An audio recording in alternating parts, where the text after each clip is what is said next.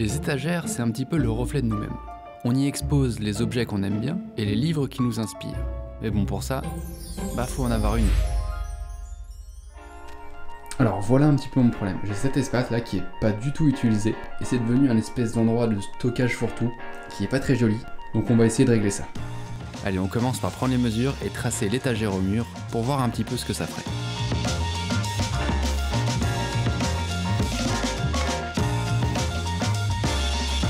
Donc voilà, on aurait 4 niveaux d'étagère et le petit muret sur le côté, on le ferait en carreaux de plâtre. Et c'est parti, au boulot. Ok, on va faire les caissons qui vont faire les étages de la bibliothèque / étagère. Pour ça, on va faire les découpes à 45 degrés pour essayer de rendre les arêtes invisibles et avoir l'impression que c'est un seul et même bloc à chaque fois.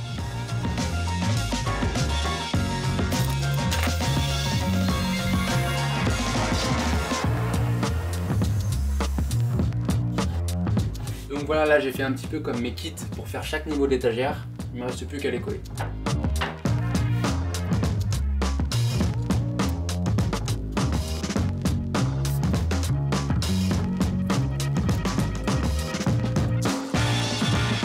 Il n'y a jamais assez de serre-joint. Une fois que c'est sec, on passe un petit coup de papier de verre pour retirer les traces de colle. Voilà, maintenant que c'est bien poncé, on a l'impression que c'est un seul bloc à chaque fois. Bon, du coup, il faut imaginer qu'il y aura 2 tasseaux de chaque côté comme ça sur le mur. Ça viendra insérer. Voilà.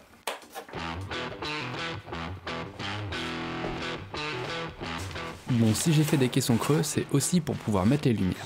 On fait les trous et on ira les installer plus tard. En attendant, on va fixer les tasseaux sur le côté droit. Je peux pas mettre des vis très longues de ce côté, donc je vais aussi ajouter de la colle pour que ce soit bien maintenu.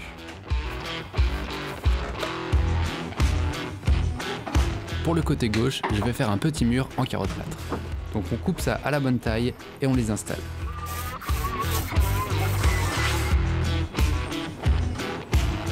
J'ai pris des carreaux de plâtre creux, comme ça je peux faire passer les câbles des éclairages directement à l'intérieur.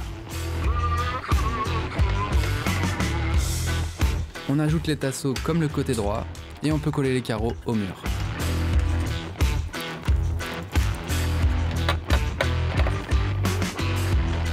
Je mets directement les étages, comme ça je peux ajuster les carreaux si besoin avant que ça sèche. Et j'en profite pour bien vérifier le niveau un peu partout, parce qu'une fois que c'est sec, ce sera trop tard. Donc voilà, on continue avec le même procédé jusqu'en haut.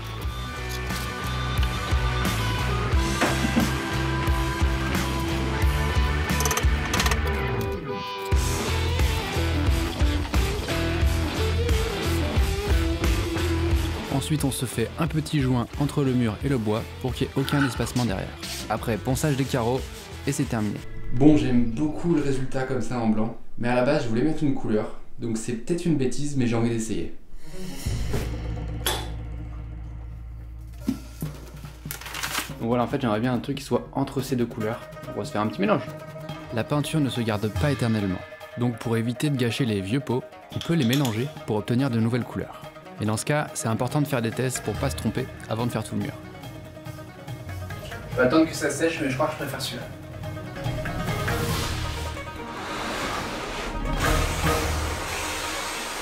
On fait notre grand mélange et c'est parti.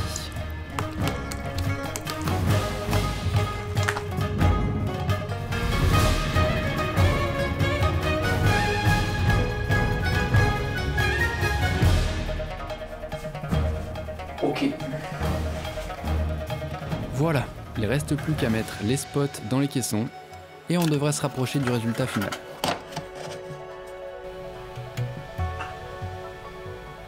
Bon, maintenant, il faut la remplir cette étagère. On va essayer de trouver quelques objets sympas.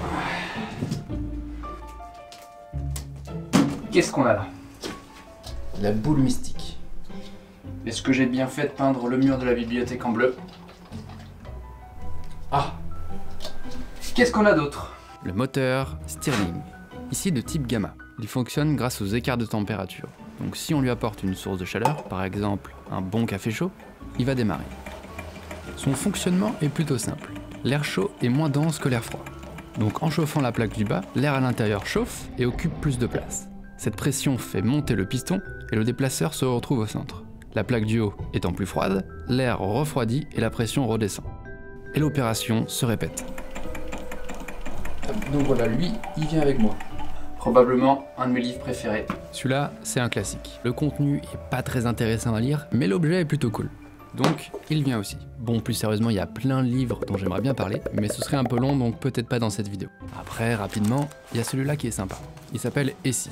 Et en gros, ça répond de façon très sérieuse et scientifique à des questions un petit peu bizarres. Comme par exemple, qu'est-ce qui se passerait si tous les habitants de la Terre sautaient en même temps ? Donc voilà, c'est un petit livre sympa qui mange pas de pain. Ah, la Game Boy. C'est fou de se dire qu'à l'époque, ce truc-là en noir et blanc, c'était genre le top du top de la technologie. Désolé Woody. Bon allez, on va s'arrêter là et on va aller s'accrocher une photo pour habiller le mur de gauche.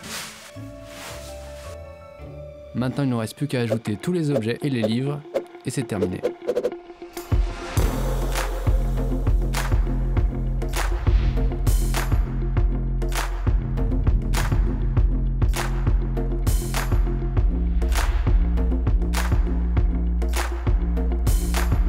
Je serais vraiment curieux de savoir quel objet ou livre vous avez sur votre étagère vous. Parce que mon idée c'est aussi de pouvoir changer assez régulièrement ce qu'il y a dessus. Donc n'hésitez pas à me dire en commentaire, on peut s'échanger les bonnes trouvailles. Salut! Je voudrais faire partie de votre bande, les gars!